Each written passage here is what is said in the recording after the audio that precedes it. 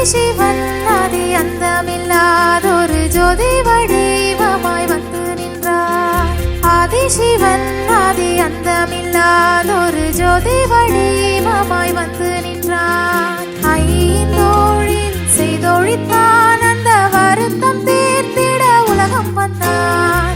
ஆக்கைக்கு தேக்கைகள் அடித்திடும் போது சதாசிவன் என்னும் நினைவு கொண்டார். மாயை மக்களை மயக்கும் போது ஈசானன் தான் என்னும் நினைப்பும் கொண்டார். கண்கள் ககனம் காத்திடும் வேளையில் விட்டுதுவாய் வந்து தானாய் நின்றான். ஆகாத மனிதரை அழித்திடும் வேளையில் ஆகி நின்றான் அவன் ருத்திரனான்.